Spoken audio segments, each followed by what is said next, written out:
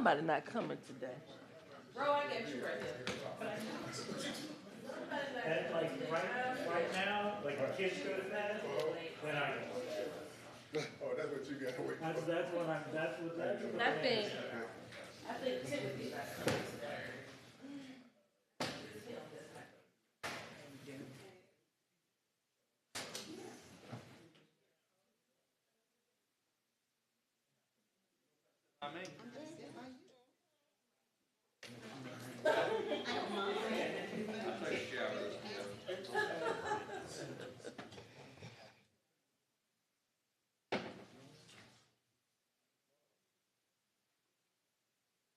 Yes, this is like another transplant for this one. What?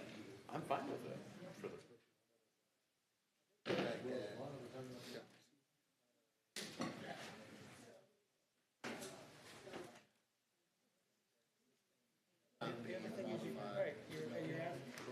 yeah, nothing we had. That's my reason why I think it should be. Good Because design. you're asking, Likes it. It makes sense. It's just I got these criteria. We took this criteria, we ran with that sucker. We ran with it. Heist. that's mine, It's a heist.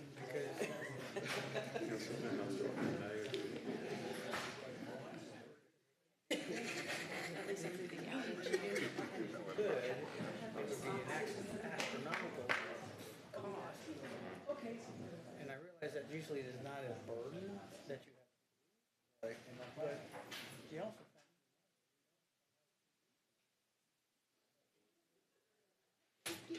I agree with you. Supposed to stay in town. Had built that big old house. I just can't find myself to do it. After, if I get called on the stand to testify. All right, board members, we're going to ask if you could please come take your seat. We're almost at 2:30, please. We're just so excited to see our board member, Mr. Boyd, back with us on today. So we're glad to have him back.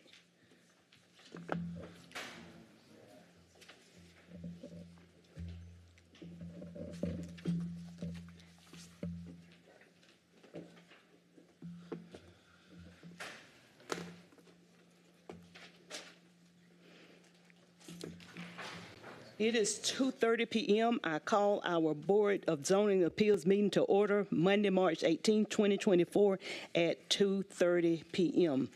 At this time, I'm going to ask the board members, have they reviewed our February meeting minutes, and to get a motion, of course, for us to approve the minutes.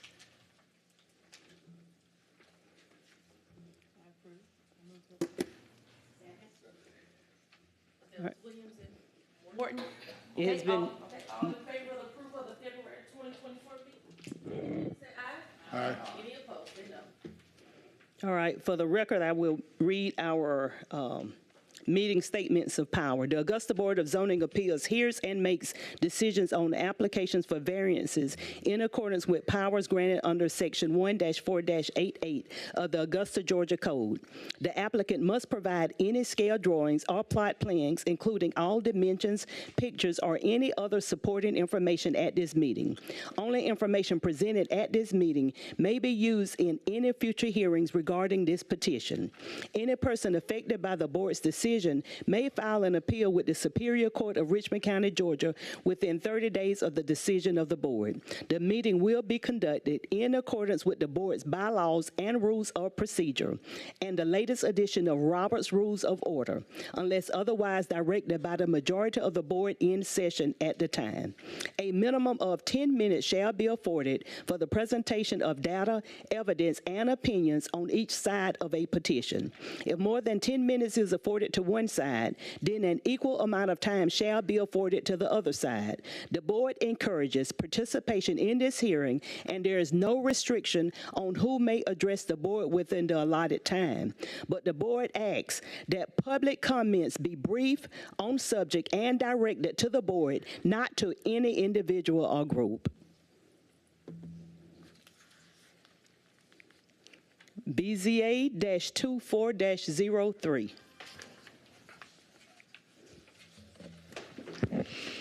Item number 2 on today's agenda is a petition by James Trotter on behalf of Susan Clapp requesting variances from sections 28-8A and 8-8C of the Comprehensive Zoning Ordinance in order to reduce the front setback on Deering Street from 30 feet to 12 feet, to reduce the rear setback from 33 feet to 2 feet, and permit a breezeway 36.5 feet long where a maximum of 15 feet is allowed on property located at 2323 Kingsway, which is currently zoned R1, one-family residential. This is on page 3 in your packets, and staff will present. All right, Kevin Boyd, Development Services Manager. As the director had indicated, there's 3 requested variances for the property, 1 for the breezeway and 2 to legitimize the existing conditions of the placement of the home and cottage situated in the rear of the property. With the setback approvals, it will result in a breezeway that is 36.5 feet in length, where 15 feet is required, and effectively reduce the front setback and rear setbacks to 12 and 2 feet respectively, and that is referenced from section 8-8 of the zoning ordinance. And so this lot is a 0.37 acre property situated in the northwest quadrant of Deering Street and Kingsway. This property contains a 3,500 square foot residence as well as a 900 square foot cottage built in 1921 and located on the property. And so this request effectively would tie the 2 structures together with that breezeway, making the cottage integral to the actual layout of the home and converting that space into habitable space. So this request did go before our Historic Preservation Commission during their special call meeting held on March 4th, in which the commission did approve the historic aspects subject to 2 conditions, one being that you all approved the necessary variances for obtaining a permit. And so with this connection here, there would be no further encroachment of the structures that are existing, and the breezeway would measure about 19.5 feet from the front property line along Deering Street. And so in total, this is staff's presentation. We did not receive any inquiries from nearby neighbors or oppositions for this request at the completion of this report. And that concludes staff's review. Thanks, Mr. Boyd. At this time, could we please have Mr. James Trotter, please?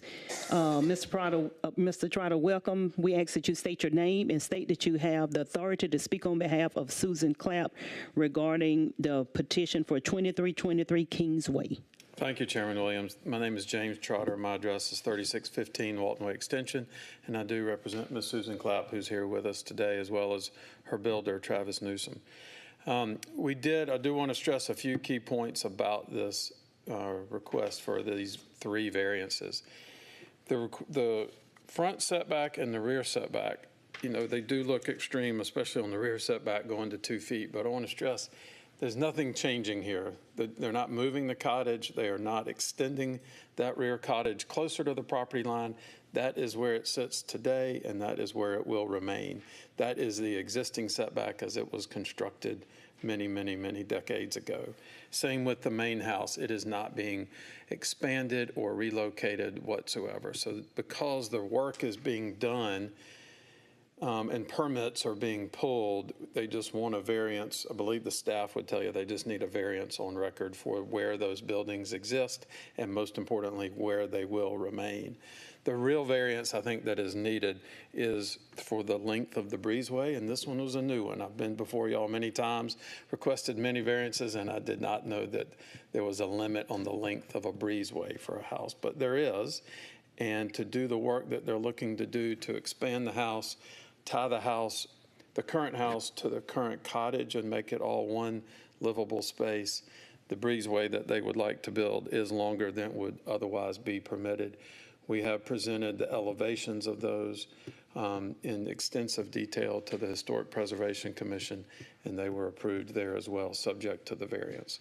So we're happy to answer any questions that the board may have. Okay. At this time, let me ask a question. Are there any objectors to this variance request in the audience? Okay. Any questions or comments by board members at this time? Staff recommendation. Okay, can we please have staff recommendation?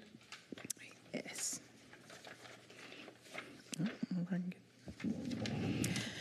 The Planning and Development staff recommends approval of the variance request because the existing non-conforming setbacks are not changing and the new breezeway length meets the minimum criteria for enclosure, for the partial enclosure of the space between the buildings.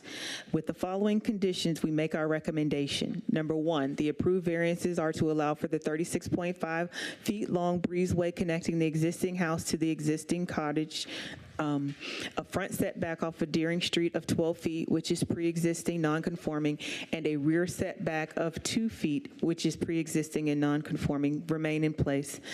Number two, a building permit shall be obtained prior to the construction of the breezeway, and the proposed development shall comply with all other standards and regulations set forth by the City of Augusta, Richmond County, Georgia, at the time of construction. And this concludes staff's recommendation. Okay, thanks. Mr. Trotter, are you comfortable with the recommendations by the staff? Yes, we are. Thank you. Make a motion to approve, subject to the conditions. Second. All right, it has been motion to approve and second. All in favor, please vote by saying aye. Aye. Any opposed? All right, the variants have been approved. The letter will go in the mail to you this week. Thank you, All Chairman right, thanks, Williams. y'all. Have a great day. You too.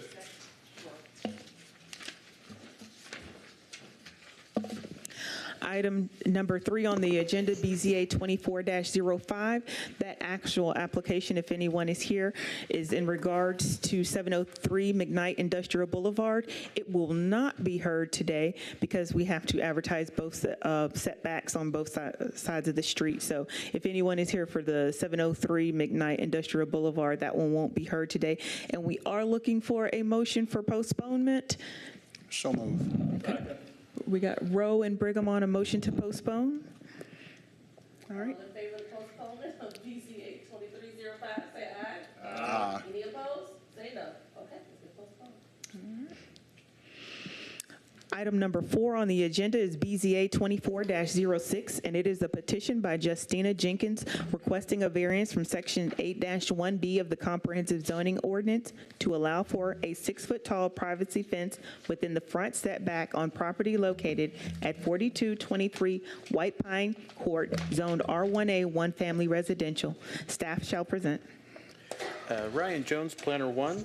The applicant's request concerns a .37 acre parcel along White Pine Court in the Ridge Forest subdivision off Tobacco Road.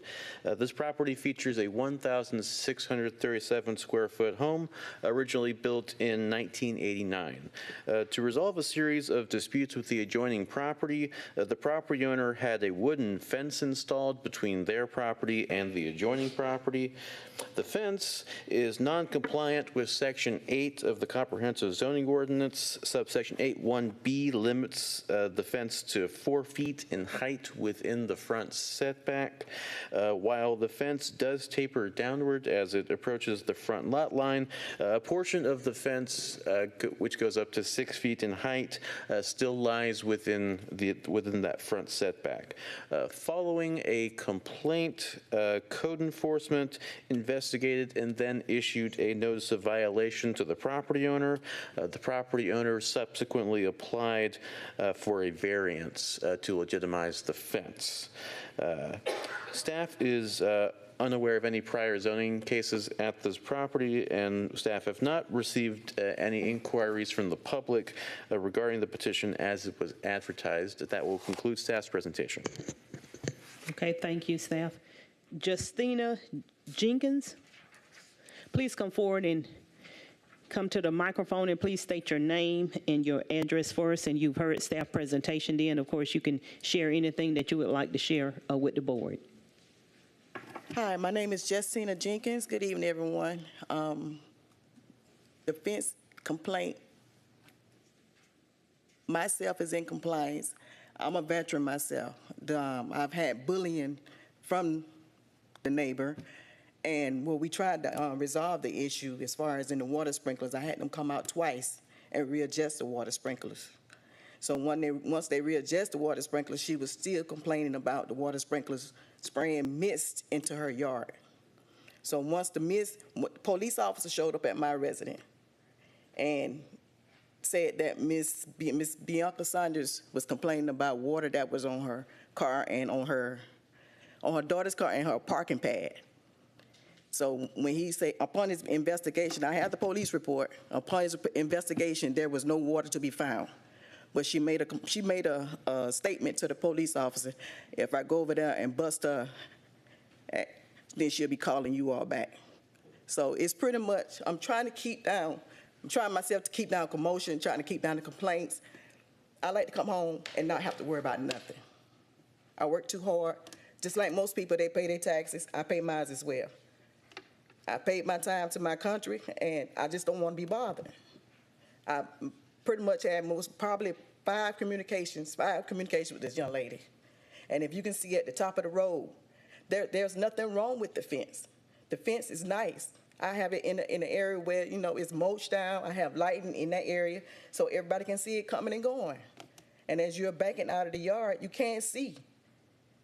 I've asked several neighbors, can they see backing out their yard? And they've all said yes. So if it's, as far as the compliance part, maybe it's about that much from where the tree stands that wants to be cut down. And that's all I have to say. All right, Ms. Jenkins, we appreciate that. If you would just hold right there, please. At this time, do we have any objectors in the audience? Please come to the microphone over here, and please state your name and your address for the record, please.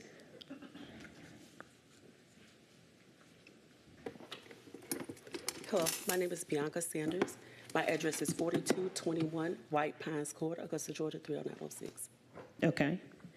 And you're here objecting, so whatever you want to share with the board at this time, we ask you to do so. Okay. Of course, I did make a complaint to her. I text her because I didn't want to communicate with her or be a threat or anything. So I text her to let her know your water sprinklers, like my driveway, it's overheating my car. Like if I pulled in, the water sprinklers will go over my car, into my grass, into my walkway of my home. So I asked her, I said, could you please stay? I asked her, could she please move her, readjust her water sprinklers? So that was fine. So she went out of town, and someone else, I think it was her brother, was there. I think he ran him over with a lawnmower, is what a neighbor said. Well, it started spraying my other car going over it, and it's like if I go in my trunk of my car, I'm getting hit by the water. So I text her and said, could you please readjust your sprinklers? I didn't get a response, and then finally I got a response because I called the police because I didn't want her to feel like, or get into the confrontation. So the officer said it wasn't a crime, but I feel like if I get my hair done and I go in my trunk to get my groceries out, I should be able to walk on my concrete into my home without getting sprinkled, because this is my car parked here, and I can show y'all pictures where it's going over my car, which is the paved part, into my grass and into my walkway. So after that, I just left it alone. She did get the fence. People has been coming to my home. If I sit on my porch and say, I broke code, the fence is wrong, it's put up wrong, I said, I didn't put it up. And they was like, it's a safety hazard. So I said, you have to go speak with her. I never said anything to her because I didn't want her to feel threatened. But I can hear the threats, like, as far as using a weapon on yesterday as I was getting into my car, and I can't even see her. I'm fine with the fence, except for the higher part. I have a daughter that's 17 that lives with me. She's 4'10". This fence is higher than that, and she drives a Honda Accord. And if you look at the pictures, if she kind of try to back out, you can't. And if she have company, which I have a picture where a truck is literally parked, it's in front of her home, but my daughter is 4'10". we can't see. And then cars that have to wait, go around. And I keep getting people come to my residence, which I don't usually have that except for maybe my neighbor, but they're saying I need to take the fence down. It's wrong because when she did the fence, I guess she turned the wood the wrong way. So it looked like I put it up. So the only thing I ask of her is I love the fence. It does give privacy, but where that taller part is, can she break it down to maybe 2 feet? And I would be happy with that.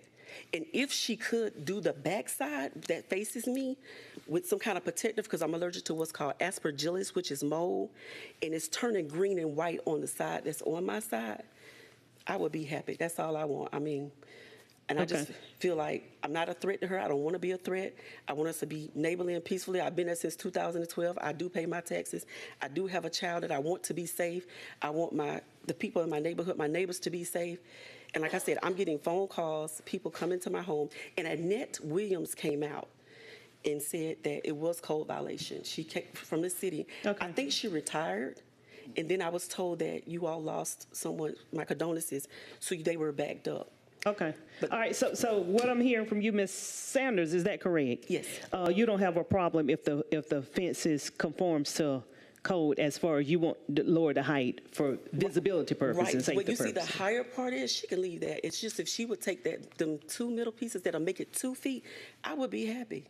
Okay. Hold one moment. I believe that we have some other members from that neighborhood in the audience.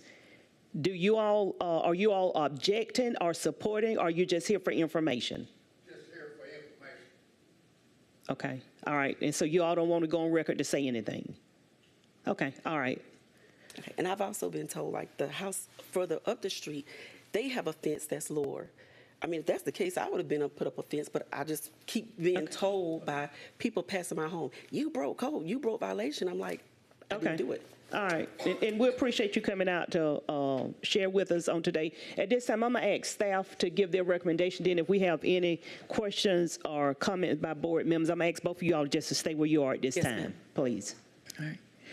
The Planning and Development staff is recommending denial of the variance request as it does not meet all of the criteria established in Section 33-5C of the Comprehensive Zoning Ordinance of Augusta, Georgia, as amended.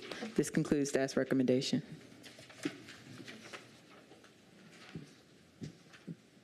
Board Member Thomas, you have, go ahead. Yeah, well, my question was, I was just gonna, want to ask if the fence was in compliance, or is there an HOA or something in the neighborhood that she's out of? The fence height is set by the regulations, the zoning ordinance. The zoning ordinance says that once you reach the middle, or I say sometimes for forgiveness sake, the front plane of the house, that it's supposed to drop down to 4 feet. So it drops down to 4 feet. So roughly about where you see the pine tree in the picture, that's where the 4 feet would start. So that's just, roughly where it would start. It would drop down to 4 feet. And so the HOA can't overrule the zoning ordinance. It would have to be via variance. In regards to, Chairwoman, if you would like for me to address some things about the fence installation, typically what the requirement is that the smooth side facing portion faces your neighbor, and the support beams face the property owner who installed it. But very often we see people install it this way. So, but that's in general what they're talking about. Okay. I have a question. Hold one moment. I think Board Member Rowe. I have a question for Ms. Sanders Yes, and sir. one for staff. So your main concern is the height of the fence, because you started out with sprinkler systems. Well, that's the reason why I guess she installed them, because now her sprinkler system is set up perfect where the fence don't even need to be there. But what it is that I felt like it was so unfair, and I feel like respect is due to anybody, that you should be able to walk on your sidewalk that's paved to your home and be able to go in without getting wet. And I feel like if I had sprinklers, which is coming from over her fence, but it's coming over my sidewalk into my grass, that's just too much. I follow you. We're here to talk about the fence. Okay, well, the fence, I feel like it's fine. I'm allergic to what's called aspergillus, and I park there. Beams to you or to her? The beams or the panels? Which one are you talking about? Are you talking about the back beams or the support boards. the support And I think boards? staff say ordinarily the beams would be where? They would face the property owner Property who owner. installed Property it. owner, but they are not facing the proper owner. That is correct. Okay. But that happens a good bit. That's not something we would Okay, make a person take a fence down over. okay, I got you. Hold one moment, Ms. Sanders, because we got some board members. We're going to get back to you, I promise. Just hold your peace right now. We got some board members at, Board Member Brigham's in. I'm going to come down. Ms. Sanders, you said you had a picture showing something about the height of the fence that you had some concerns that your daughter couldn't see. Is there some way that can be shared with us? Sure. Come right here. Okay, see that right there? That's my daughter. We'll come right here. Okay, okay.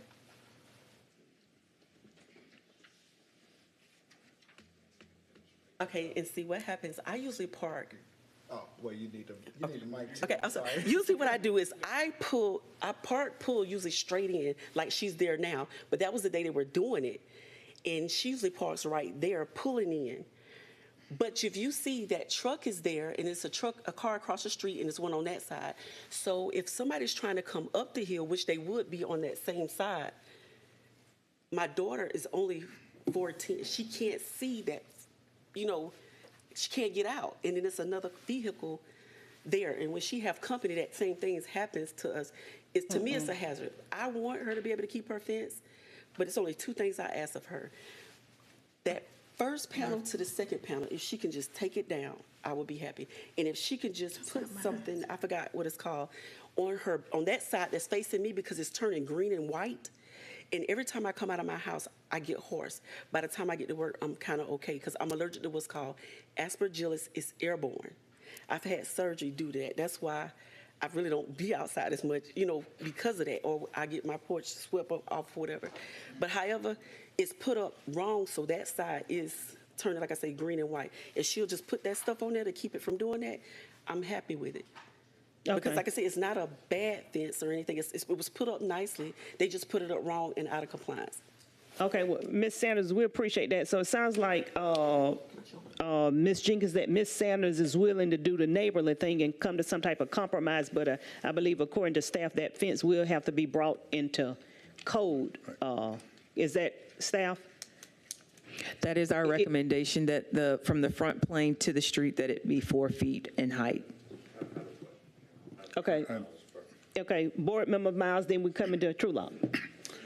Well, you kind of clarified. I wanted to make sure we were addressing the violation of the ordinance, and that's the height of the fence. Yeah. That's what we are discussing right now. Now, as far as how the fence is installed, I don't think that's we're not discussing that. That's not a part of our preview right now. But I do think that we definitely should address the non-conformance of the fence to the ordinance. That's what we are basically talking about, from 6 feet to 4 feet. Is that correct? That is correct, Yeah, sir. and from my understanding, the neighbor mentioned aspergillus, if I'm correct. I believe that's some type of microbiology term relating to some type of fungus or mold. And so, of course, that can, I guess, they'll have to work on that, because that has to do with something more, I guess, environmental and inhalation of the pores, of the spores. Because it's turned on my side. Like if she'd have put it the other way, they said it won't happen on that side. But since she did it wrong, they said it's something you can paint on there to keep that from happening. Okay. Board Member Trulock, and then we're going to go down to Board Member Mooney. So, can staff tell me what 4 feet looks like when I'm looking at that fence? Does anybody, that's kind of what I'm trying to determine is. If you can. Where is 4, is that fence smaller? If we can use her phone, if you scroll back to the fence with the truck.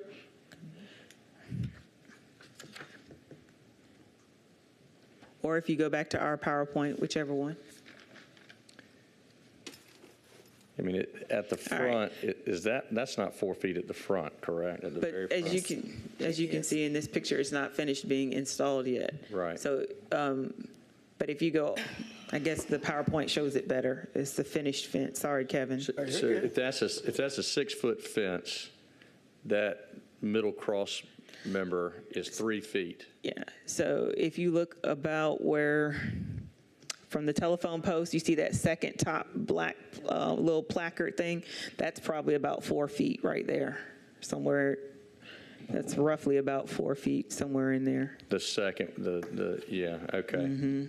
All right, so as I understand it, if we were to deny the variance request, Ms. Jenkins could increase the size of the fence from that second placard to where the telephone pole is, to make it 4 feet tall. And then she could also bring the remainder of the fence back to approximately where the pine tree is, and it would stay at that height. Is that approximately?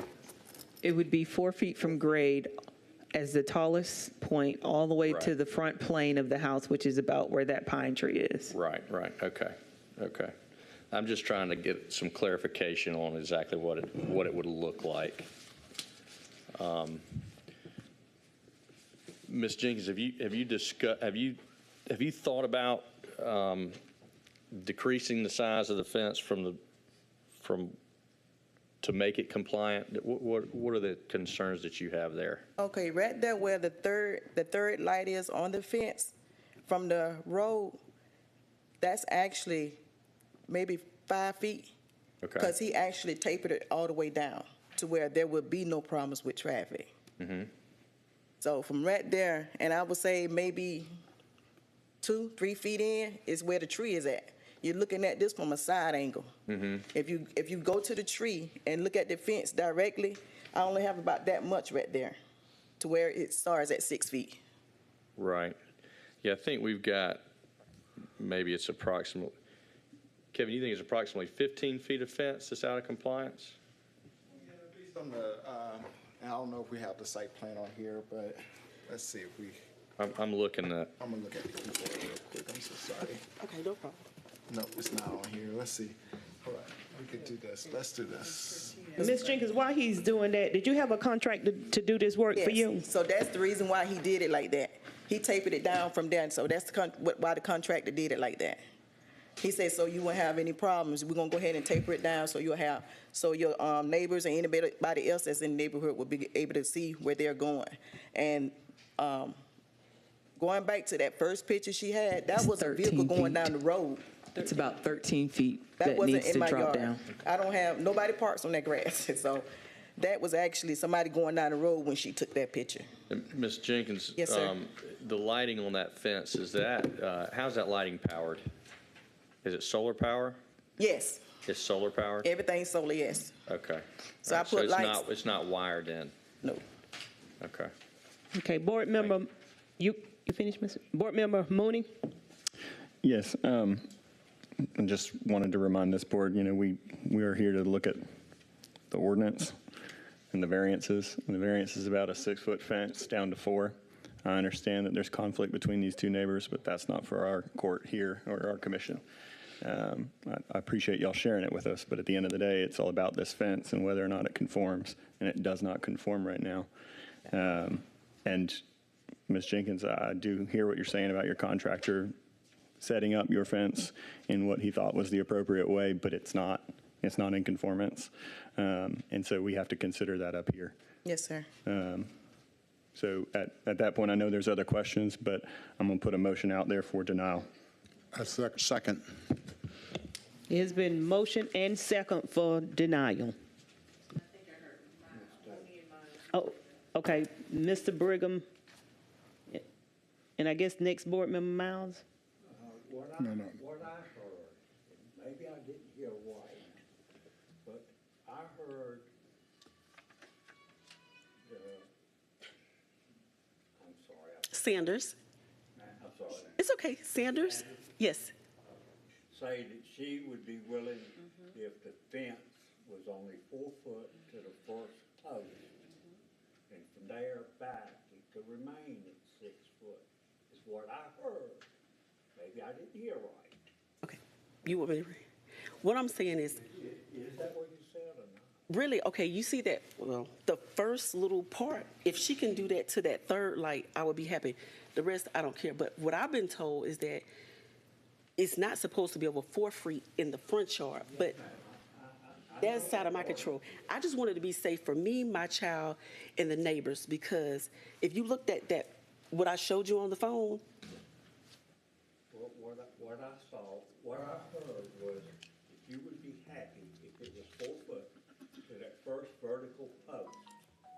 And after that, it could be 6 foot. to the third, because if you think about it, 1, 2, 3, if the third, okay, it's a dot, it's 1, 2, 3 to the, she have lights up top.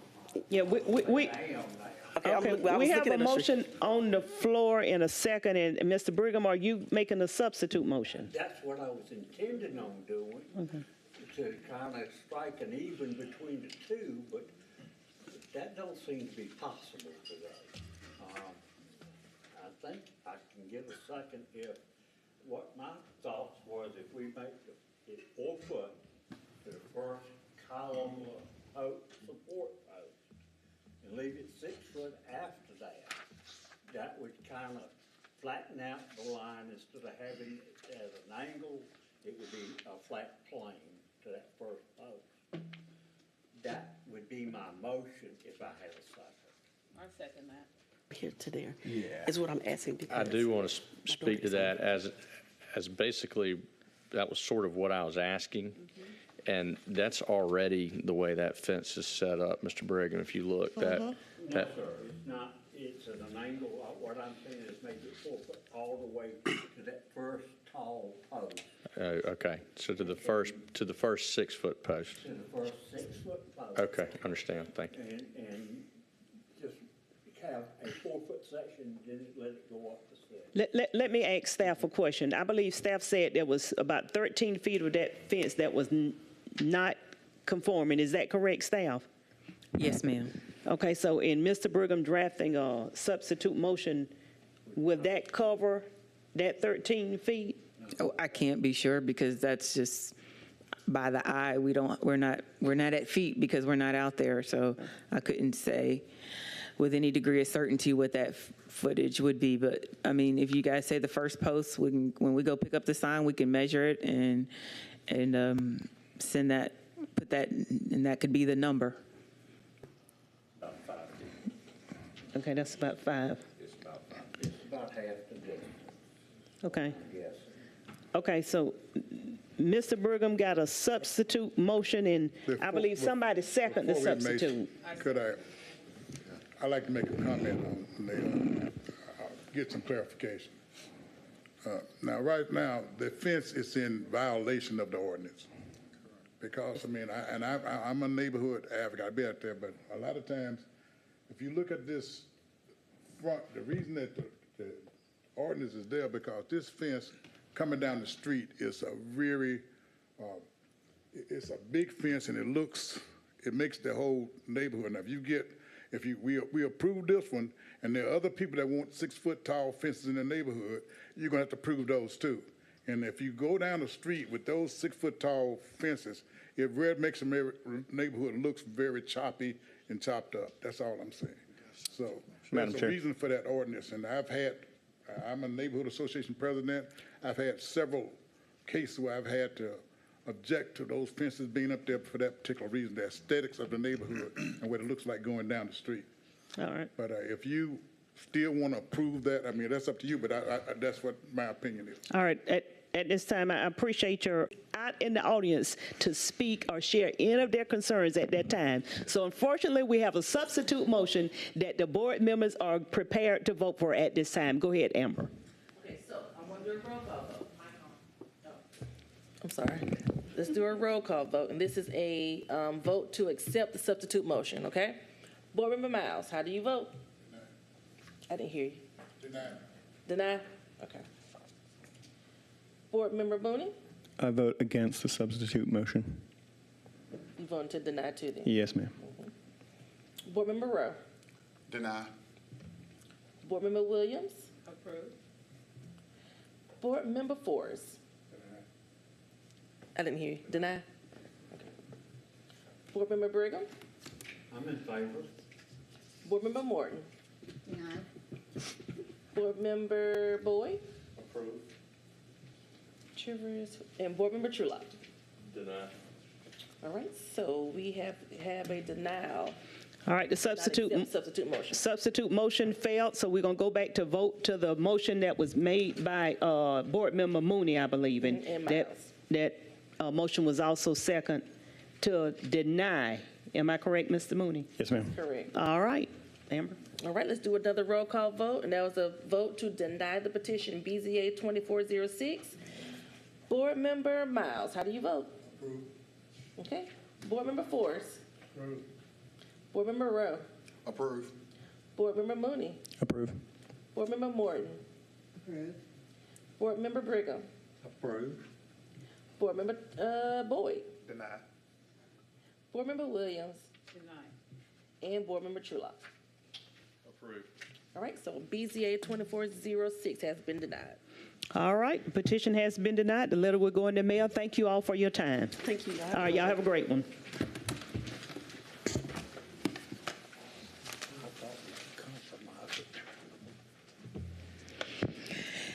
Next up, we have a BZA 24-07. It is a petition by Elizabeth McGee on behalf of Woody and Janie K. requesting a variance from Section 8-4 of the Comprehensive Zoning Ordinance to raise the maximum gross floor area of an accessory structure from 1,200 square feet to 2,700 square feet, located on property at 946 Millage Road, zoned R1A. It's on page 24 in your packet. Staff will present. Yes, the applicant's request concerns a 1.07 acre parcel on Millage Road, located about halfway between Kingsway and Walton Way. The property, located within the Somerville Historic District, features a 3,646 square foot home originally built in 1885.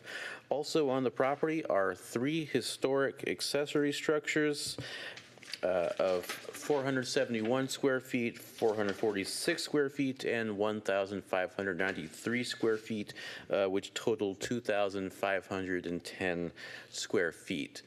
Section 8.4E of the Comprehensive Zoning Ordinance specifies the maximum total gross floor area for accessory buildings of any residential lot. This maximum is cumulative and not per building. With this property being 1.07 acres, the maximum for that property among all accessory buildings is 1,200 square feet. Currently, all the accessory buildings on the site predate the Comprehensive Zoning Ordinance and are considered legal nonconformities.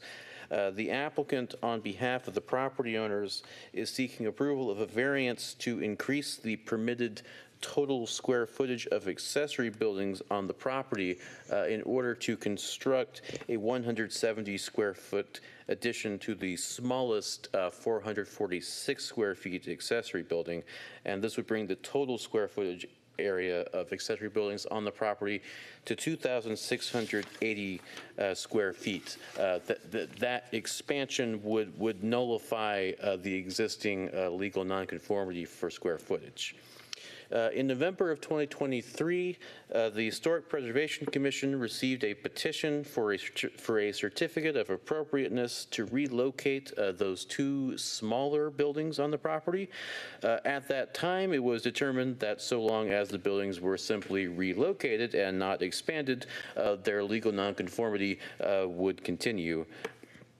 Currently, the accessory structures on site exceed that prescribed maximum of 1,200 square feet by 109%. The additional 170 square feet is a 6% increase from the existing total square footage of the 3 accessory buildings. This addition, in combination with the existing house and the existing square footage of the 3 accessory buildings, would not exceed the maximum lot coverage of 30% as is prescribed in R1 zoning. Staff have not received any inquiries from the public regarding this variance petition as it has been advertised. That concludes staff presentation. All right, thank you. Elizabeth McGee. Please come to the microphone. Please state your name and your address for record. And you've heard staff presentation, and you can share with the board anything you would like to share. Sure. Elizabeth McGee. I'm at Sheena Fletcher Scott Architects, 420 and a half 8th Street, and presenting for the K's. And so thank you, Ryan. I think he covered most of it. I would just reiterate that with the small 120 square foot addition that we're requesting, we're still well under the coverage because it's just a proportionally large lot, and we're already over the accessory limit since this property predates the zoning ordinance. The only reason that we're adding to this building is because I like symmetry, and we're wanting to make the building symmetrical and fit the property. And fit the strong design axes that it's on, but that's the only reason. And the Ks are taking an extreme measure to preserve this building and the other big buildings on site. So I think, it's notable what they're doing to preserve these properties. So I think that's it, unless you have questions for me. Okay. Do we have anyone here objecting to this variance request at this time, or here in support? Okay. Can we have staff recommendation? All right. The Planning and Development staff recommends denial of the variance request as it does not meet all of the criteria as established in the Comprehensive Zoning Ordinance of Augusta, Georgia as amended. Should the board move to approve the applicant's request, staff recommends the following conditions. Number one, a variance is approved to increase the maximum total gross floor area for accessory buildings on the property to 2,700 square feet. Number two, the applicant acknowledges Section 8-4F of the Comprehensive Zoning Ordinance, which outlines the following: that A, an accessory building shall not be designed and used for residential purposes. B, they shall not contain sleeping or cooking facilities. C, accessory buildings may not be used to conduct home occupations or serve as a home office. And D, in no case may any accessory structure have a separate electrical service. And 3, the appropriate certificate of appropriateness shall be obtained prior to obtaining any permits for construction of the addition. And that concludes staff's recommendation. Okay, thank you. Chair. Board Member Mooney. Hi, Elizabeth. Hey. Is this building already metered independently, or is it? No, it's not, and it wouldn't be. I'm not sure. We're not working on the shed that's in the cottage in the back. It could have been metered separately prior to their ownership. I know it was a rental unit, but and just on that note, all of the recommendations are acceptable. This is just a pool house.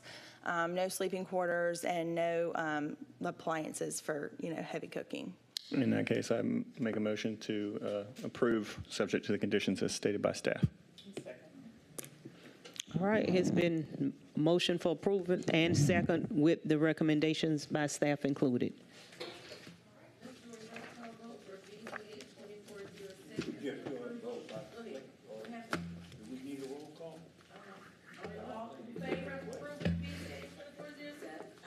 Aye. Thank you, guys. All right, your letter will go in the mail. Thanks, have a great one. This time, do we have anything from legal? Same Miller Law Department, nothing for the legal section. All right, meeting is adjourned. Have a great one.